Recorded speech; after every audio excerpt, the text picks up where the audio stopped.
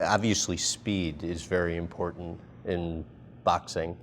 And what so many are impressed by with you is your ability to, increase in weight and still maintain the same, level of speed that you've always had. How are you able to do that? Um, in myself, I've always look my speed. I always think about my speed and improve it every training, every fight, and that's my focus every training, the speed. Even though I'm moving up the higher weight, but I don't want to lose that speed that I have when I was started. And I guess the challenge that those close to you have said that they have with you isn't that you need to get in shape because they always know you'll be in shape, but it's preventing you from overtraining. Explain that. Yeah, exactly. I'm the one who who control myself if I'm overtrained or not. Just if I did a lot today in training, then tomorrow maybe um, not too much, just like that balance.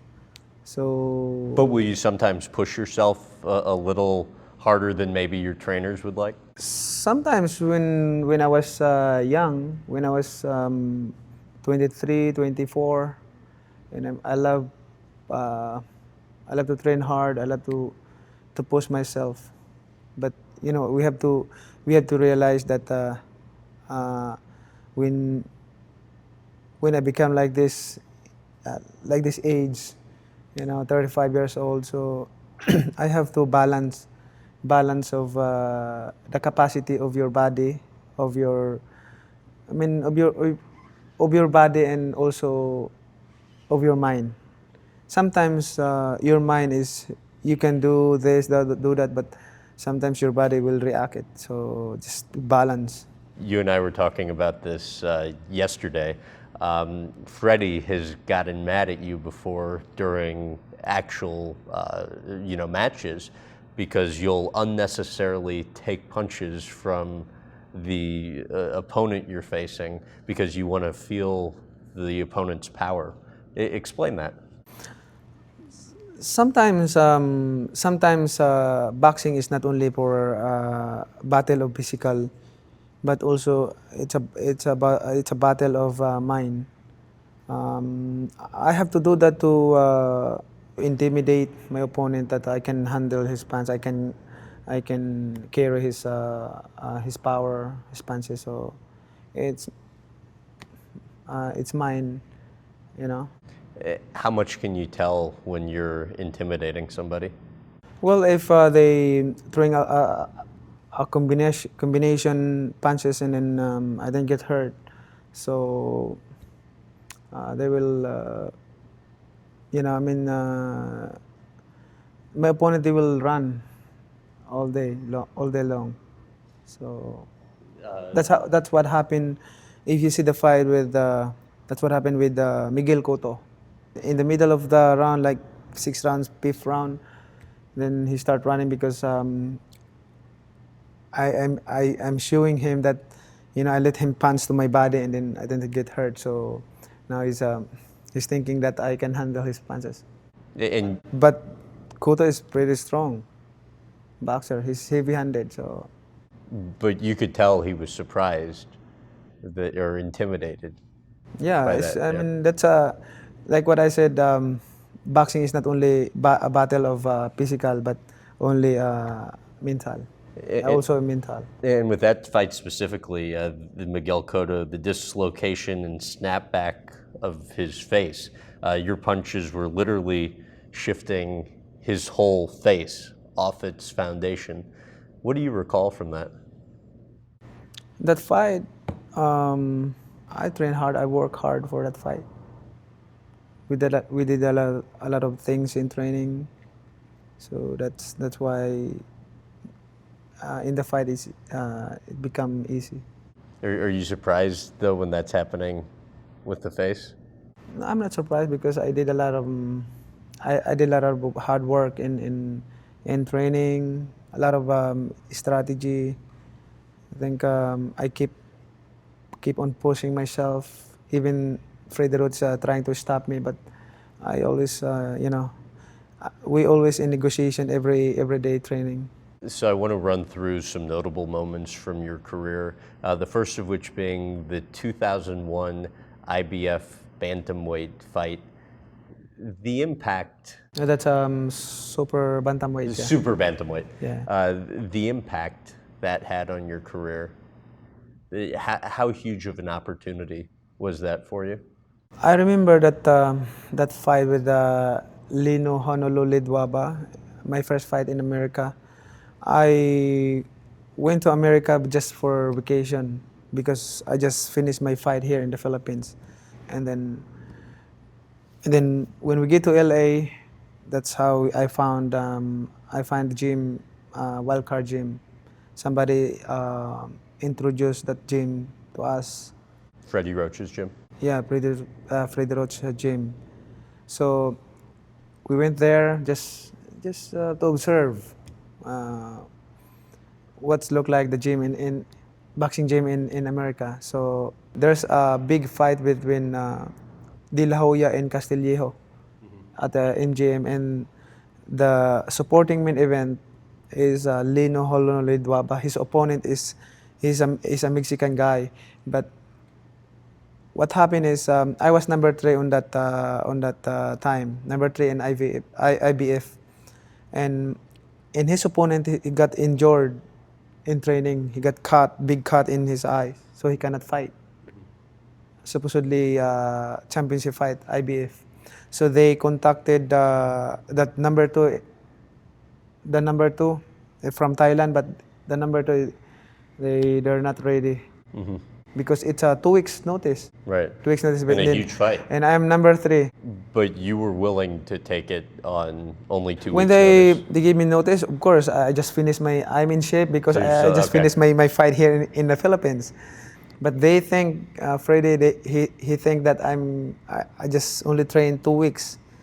But they never know that I just finished my fight here in the Philippines. No, he didn't know that at the time. Yeah, yes. Okay, got it. And any concern on your end taking another fight only 2 weeks after, or only a few weeks after you had just fought? When Freddie knows that I have a title shot because the opponent got injured, Freddie Roach didn't hesitate to say yes because he knows my condition. When we train in Wildcard, my condition, we made a couple rounds, but I never get tired because I'm in shape. So Your 2003 fight in San Antonio at the Alamo Dome versus Marco Barrera. Marco Antonio Barrera, yes. Right. You walking out to the ring are booed by virtually the whole crowd. Somebody even spits on you. Yet you have a smile the entire time. Why? Smiling there because I'm excited. I mean, this is the time. What I'm waiting for in my boxing career, this is the time that the moment that I have to show my ability in boxing. I think less than 10 Filipinos are cheering for me there. They're all Mexican. But when I hear the voice of a Mexican cheering for Barrera, I feel more excited to show that I can. Yes, that's your boxer, but I can. Because you're kind of the underdog there. Yes. Oh yeah. Big underdog. Big right? underdog. Yes. Your 2008 fight versus Oscar De La Hoya. How much did that positively impact your career?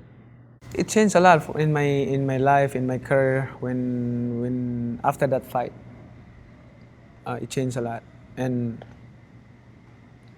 before that fight, I remember that a few people believe that I'm gonna win the fight. A few people did. Yes. Okay. Of course, if I'm a boxing fan, I will say, oh, it's hard for Manny to win that fight. How quickly did you know in that fight that you were going to win? From the beginning. From the beginning. When I accepted that fight, I said I have a big chance to win that fight. Your first fight versus Timothy Bradley, June 2012, you lost obviously in a controversial split decision. Every media outlet had you scored as winning the fight, and some have even said that's the worst decision in the history of boxing. What do you think happened there? What happened there is I don't really understand why I lost the fight. Why I lost on that fight. But I accept wholeheartedly. I respect the decision of the judges, the officials. But you know, many people are advising me to appeal or make to appeal to make the decision to change the decision. But I told them it's part of boxing. You cannot do that. I never heard that in boxing you can change the decision, because I know the rules and regulation in boxing. The decision of the judges and referee is final. What would you say is the most satisfying victory from your career to date? Satisfying. It's I think it's unfair if I pick one of those big fight. I think I can say all those big fight. All the big fights. Yes, all the big fights. I want to take you back to when you were growing up. You lived in really tin shanty poverty when you were younger. How would you describe what you lived in when you were growing up? We don't have our own house. We don't have land. We don't have even food. We just, we have to work every day to make money to buy food for the family. So even we're too young to work, but we have to work. Like selling donuts, selling pandesal, selling flowers, just to earn money to buy food. How old were you when you got your first pair of shoes? I was 12 years old, yeah. 12. How often were you able to even take a shower? Sometimes thrice a week, twice a week. Hungry though all the time? Hungry, sometimes we don't have food to eat one day and we just drink water. Just drink water? Just drink water. When the food's not around, I mean, are you constantly thinking about food and thinking about how hungry you are? Yes, of course. If we have money to buy food, it's I think it's not enough just for us. We just cook the food and then divide to all of us. How do you think that impacted you growing up, not having your dad around? Actually, I'm not blaming my dad. It's good for us that our dad is not around, because we're not relying our dad. We will learn how to work hard, because we're all boys. So we learn how to work hard and to make money in in a nice way, and that's how we get strong. Did you really sleep in a cardboard box and on pavement at times outside when you were growing up? Yes, outside the street, I sleep in with the carton, the box. We sleep there. What do you remember from that? Oh, I remember, because I understand we don't have house, we don't have money to buy food, but it's good. It's very good experience that I'm so thankful to God that I had experience. I haven't experienced that life, before I get this life. Why? Before I become like this, my life right now, I experienced that life that to have nothing, and even I have millions of dollars or millions of pesos in my hands, or in my pocket, I still understand, I still feel the hearts of the poor people. Even if I am the richest man in the world, my heart never changed. That I always feel the hearts of the poor people. That they're feeling what it needs. They're feeling what the feelings of being hungry. That's how aside from boxing, I entered to politics because I want to serve honestly, to help the people, and I want to be an example, to be a good example to the politician here in the Philippines, how uh, to be honest, to serve honestly to the people. When you were younger, explain why you ran away from home and where you went. When I was younger, I have to run away from my home because I have to earn money. I have to help my family, my mother, my brothers. I have to send them to school. I decided to go to Manila to to help my mother and my brothers. How did you get there? There's a recruiter, and I joined them, but I don't know where we're going. So I don't have idea, but this is, yeah, I have to to go there to continue my boxing career and to help my family. But correct me if I'm wrong, you didn't tell your mother I you didn't were tell my mother going, because if I let her know, she don't want me to go. and you didn't call her for a long time, or No, because on that to let her in know that where you. time we don't, the cell phone is not is not Right. established yet. So How long before she found out where you were? months. Months. Yeah, I think 2 months. What did she think happened when you finally connected with her? She just heard about me that I'm in Manila, and when she get my letter, and I explained it to her that I have to go, I have to live, I have to be here in Manila just to help you ma, and to send my brother in school. So you turned pro, I believe, in 1995. You're 16 years old, 4 foot 11 inches, 98 pounds. As you mentioned, you had to put weights in your pockets to meet the weight minimum of 105 pounds. But is it true that when you were younger, you really didn't like boxing initially? When I was young, I love to study. The problem is my parents don't have money to send me in the school. So when I was graduated in elementary, I focused my boxing career in amateur. How true is it that as a child you spoke to your good friend Boo Boy about wanting to be a champion boxer when you got older? Oh, the story of Boboy, I was in Manila already when my first comeback here, when I left. Since when I left, that um, uh, I didn't say I didn't I mean let my mother know. So that's after and how many years, and then that's my first visit here. So even my brother, I cannot recognize my brother. You couldn't recognize your brother. Because uh, he's black because of the sun, and he's smoking with the I mean in the street with the boys in the streets with Boboy, and then I told him, who's that? That's you.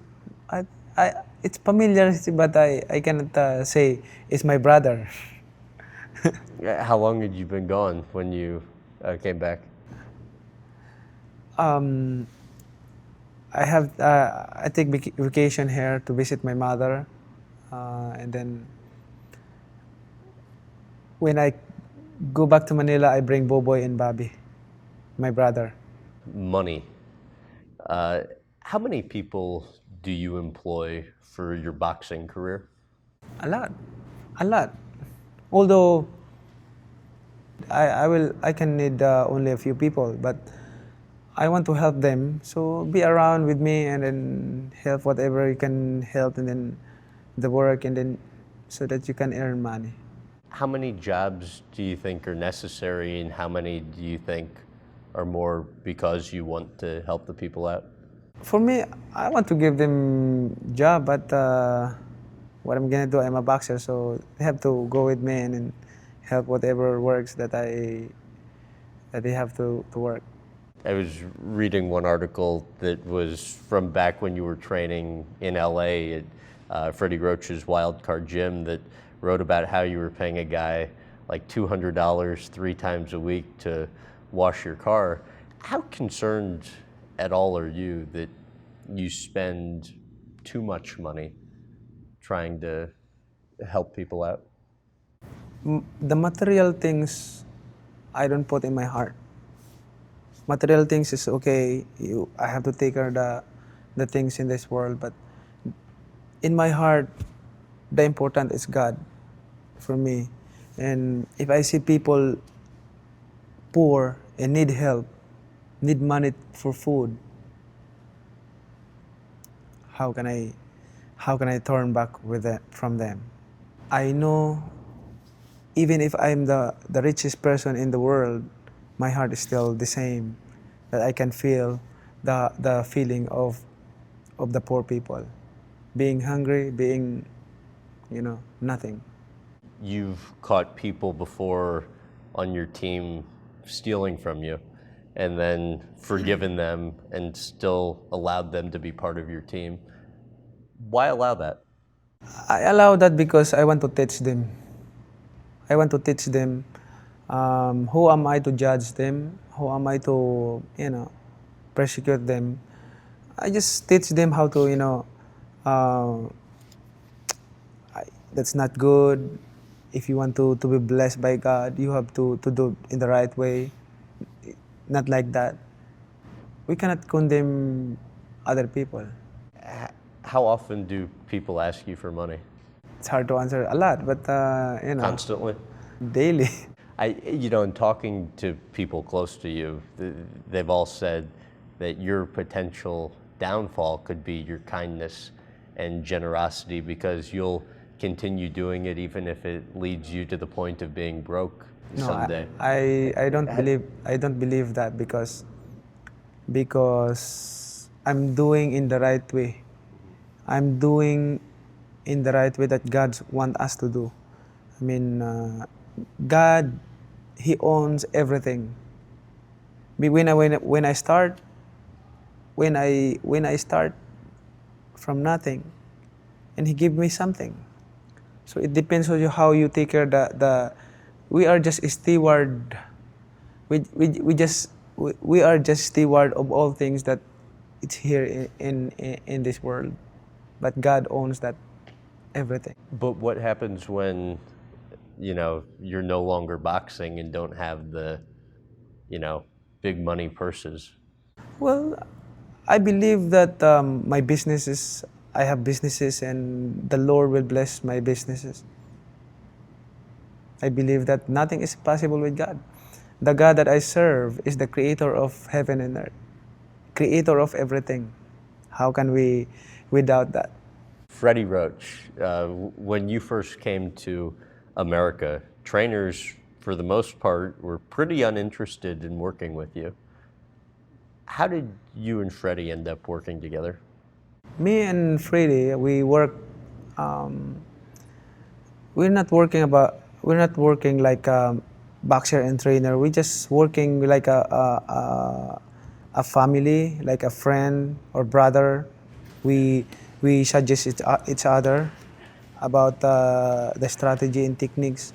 So we understand each other. I mean, we have a coordination.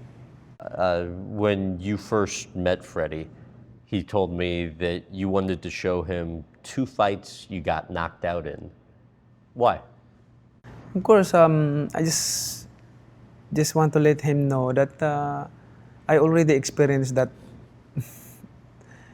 situation.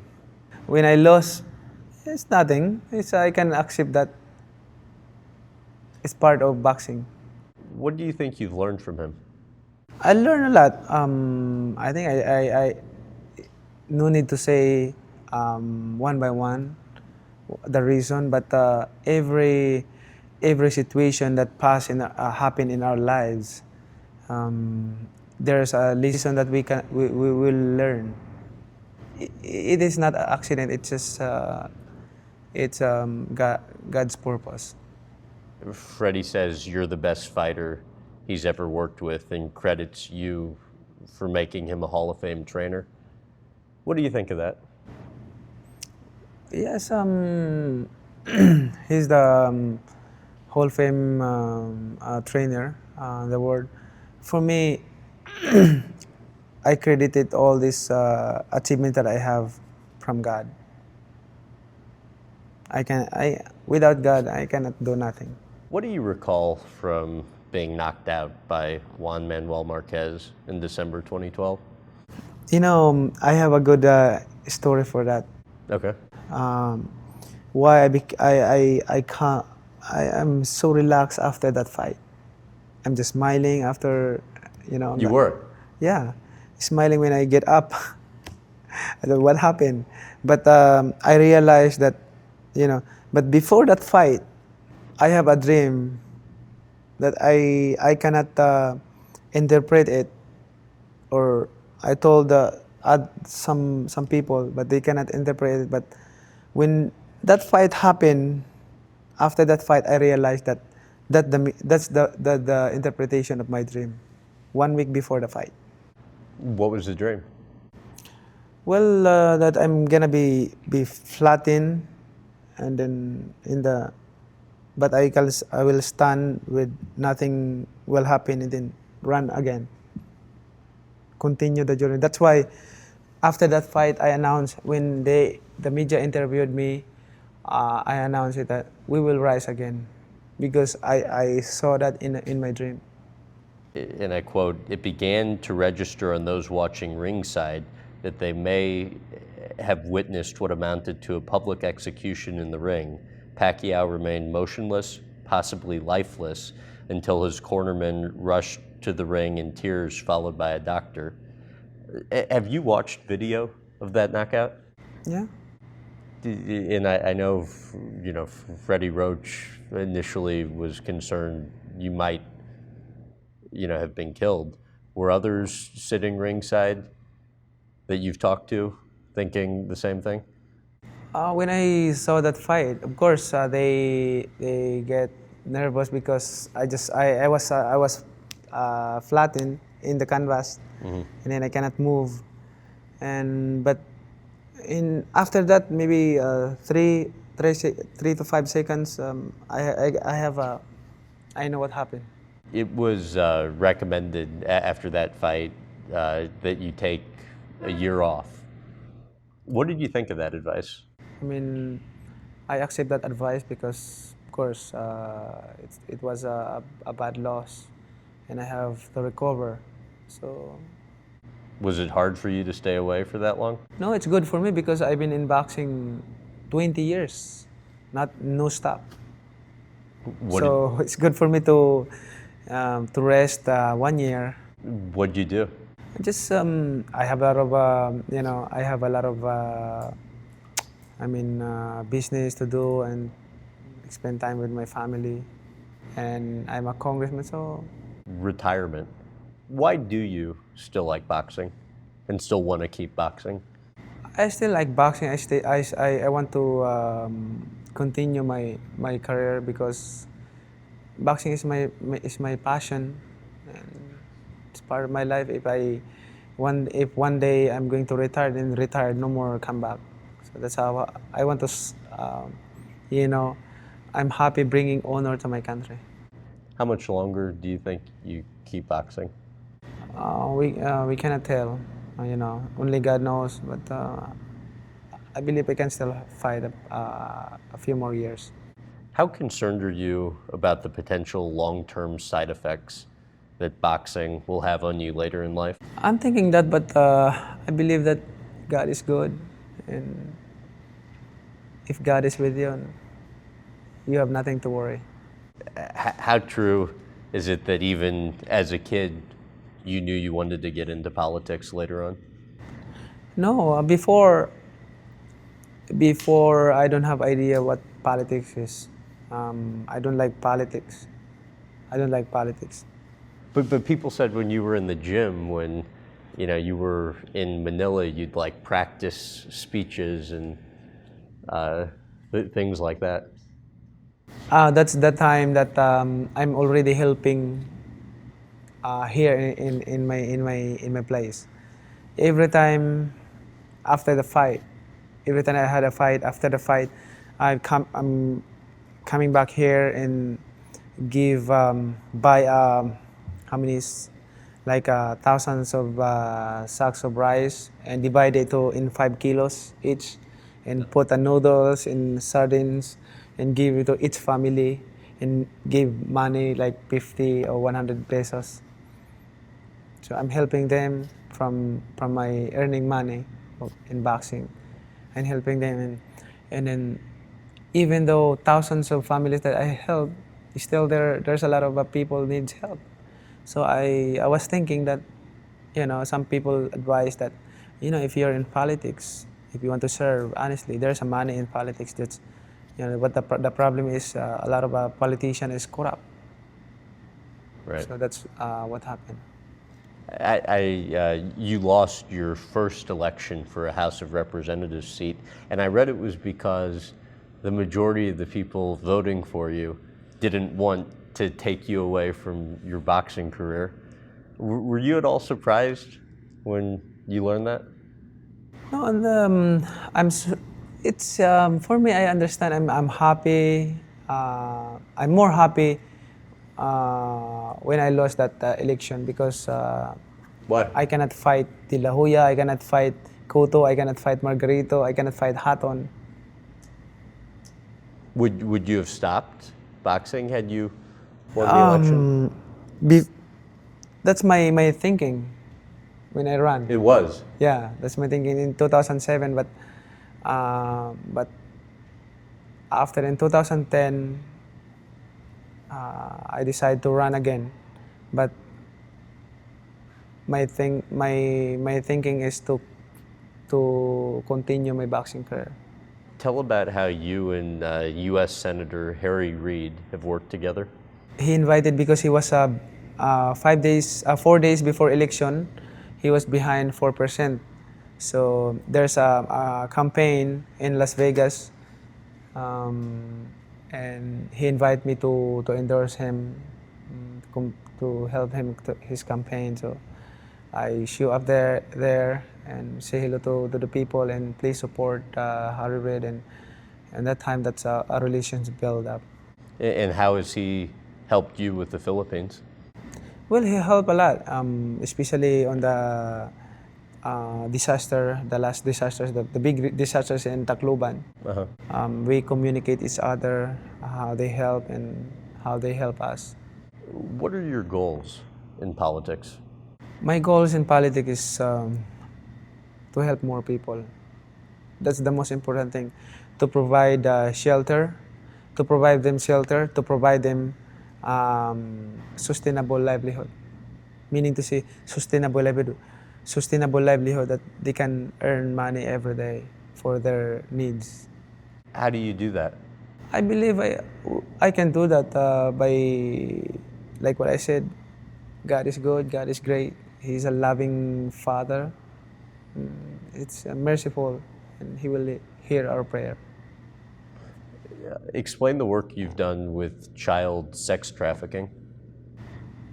The child sex trafficking, that's one of I fight in Congress and pursue and stop that child trafficking here in the Philippines. So I support that bill, and good thing that it's the result is positive. So How much interest do you have in one day being president of the Philippines? I know people have talked about it a lot yeah, before, obviously. I don't have that in my mind right now. I'm happy being a congressman, being a public servant, but thinking about the higher position is, I don't have that yet in my mind right now. If it is God's will, who can I mean say no, you know. You have to at least have given it a little thought, given how much people have brought it up over the years. So I'm happy helping people, and if your intention is good and honestly serving people, then God will help you into a big purpose. Well, based on Filipino law, you have to be at least 40 years old to run for president, which would mean the 2022 election's the first time you could run. Basketball. Tell about the team that you play for. Oh, Kia. I'm a head coach of Kia team, Kia Motors, and I'm also a player. You were the oldest rookie ever drafted, I think. Yes. What do you like about playing basketball? I like basketball. You can see in my house. You cannot see You got quite the court. Boxing equipment. Yeah, I have a covered court basketball. What do you like about it, though? I like basketball also, aside from boxing, and that's my cross training. How concerned do the trainers and coaches involved with your boxing career get when you're out there playing basketball? Concern? I mean, that you're running around, don't want you to get injured playing basketball when you have a, fight weeks away. We have an agreement with Freddie 1 month before Right, the 1 fight. month, right. No more basketball. So we always follow that rules and regulation. You mentioned this a moment ago, and we talked about it some in your office last night, that there was a period when your personal life was kind of in shambles, the drinking, the gambling, the womanizing. Why did things get so bad, in your opinion? That's not God's want for us. He want us to be holy, because the Lord our God is holy. So we should know the commandments. We should know about salvation. How did gambling become such a problem? Gambling, I already forget that long time ago. Oh, come on. Yeah, I stopped gambling many years ago. So Bob Arum, your promoter, said that you had being the key word, one of the worst gambling habits of any athlete he's ever known. What do you think of that? Before when I still, not in following God. Right, prior to that. So not only gambling, it's always drinking, like that. What would you do? I mean, Drinking, gambling-wise. womanizing, gambling, and that's my life. But I'm so thankful to God that He changed my heart, He changed my life, to be obedient to Him and to make strong in my faith to God. How much did you used to drink before you changed your ways? If I drink, Yeah. more than 24 hours. Really? What did you like about it? Before, when I'm thinking, I already forget that. You already The forget? past life. The old Manny Pacquiao has gone and the new has come. Whether it be, the gambling, the drinking, the womanizing, what changes did you make in your life that, allowed you to get past that? I changed. I read the Bible. I always read the Bible and knows what I'm gonna do to have eternal life. And when I read the Bible, there's only way, no other way, through Jesus. Only Jesus is the only way for salvation. How hard is it to avoid going back to the old ways? No, it's not. It's not hard. I'm happy now. My life. The other stuff's fun, though, which is why you were doing it in the first place, though, right? I mean, it has to be a little difficult. When I was there on that worldly life, it's fun. I was thinking it's fun, but when I changed my life like this, more fun and more happy with the Lord. You cannot imagine, you cannot feel that, but when you get there in that situation that you change your life, you will know that you can say that, oh, I'm more happier now than before. How much do you think the sport of boxing is hurt by Floyd not fighting you? It for me it will not hurt for me because what I have done in boxing, I'm already satisfied. But I think it's more hurt for the fans of boxing. Right. I mean, the fans that really want to see that fight, and I've been, you know, I've been waiting for that so many years to make that fight happen. It's up to him. You know, we're not closing our door. I'm not closing my door to fight with him as long I'm still in boxing and he's still in boxing. There's still a possibility for to make the fight happen. Why do you think it hasn't happened? That question is not for me. It's for Floyd, because I agree whatever he wants just to make the fight happen. But that question is not for me, for Floyd. Who would win? When that fight happened, I believe that the right way will prevail. June 2010, management for both sides agrees on terms. Everyone signed off on it. Yet Floyd Mayweather never ended up signing the contract. What do you think happened? I don't have idea. I don't have idea. Because there is no problem in my side, in our side. There's no problem. What was your reaction when you found out he never signed it? I was thinking that he really don't want to fight me. He might be scared, or I don't know. And originally the issue was that Floyd wanted Olympic level drug testing, but you ended up agreeing to that, right? I always implement that every fight that I had. Right.